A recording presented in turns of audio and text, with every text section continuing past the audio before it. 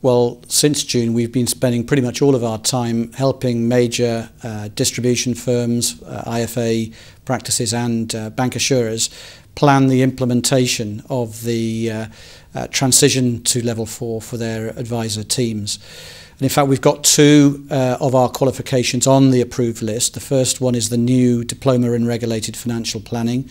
That's fully RDR compliant. It meets all the learning outcomes specified by the FSA.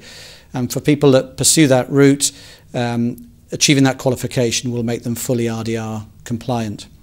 Many people, though, have spent some time over the last few years following the no regrets recommendation of the FSA and have pursued study in our Diploma for Financial Planning. And many are continuing on that route. And for those that achieve that qualification, there will be a small knowledge top-up which will be delivered by way of CPD. And I'm delighted that CII and PFS will deliver solutions to that CPD requirement through events, e-learning, podcasts and other opportunities.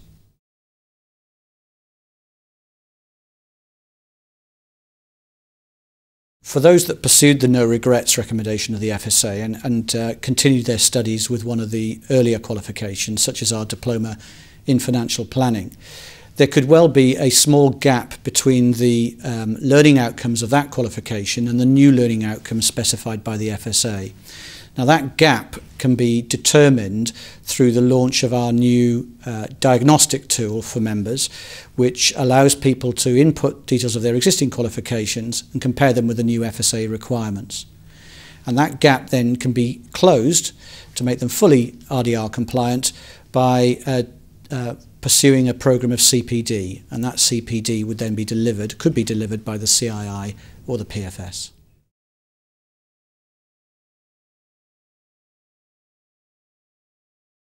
I think the main thing is that people wanted to know how far they'd got towards RDR compliance. Some of them have achieved those earlier qualifications. Some of them have got certain modules within those earlier qualifications. So at least now people have got a very clear understanding of that gap. I think the main thing now that people are looking for is how do they close that gap with CPD and what options, what CPD options are available to them. And we're now populating the tool with suggestions as to what that might look like. That can be delivered by attending a PFS event. It can be delivered by following programs of e-learning or watching podcasts or self-study. And people can see very easily then that the work that they've done through following the early no regret action recommendation from the FSA can be topped up quite easily with various types of CPD.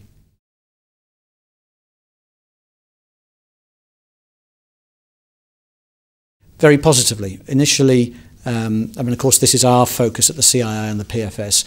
Initially, there were areas of clarification that were needed, and indeed we spent a lot of our time to begin with outlining the benefits to firms and indeed the benefits to their customers. Now I would say that people are clear on that, people are taking action, people are following programs of study, they are helping support their advisors through the qualification programs, and there's real momentum building. This year to date we've seen about 30,000 exam sittings booked and taken, and indeed since June, since the new RO subjects have been launched, already 8,000 across all distribution channels. So when I say there's been real progress with regional firms of IFAs, there's been real progress with networks and service providers, there's been real progress with small IFAs that typically have accessed services from us direct or via the provider academies, and indeed the bancassurers as well have been very proactive, focusing on programs which help and support their advisors towards the 2012 deadline. And indeed many now aren't just focusing on compliance with the RDR, some are differentiating themselves by seeking to support study and progress towards chartered status, which will really differentiate from organisations within the market.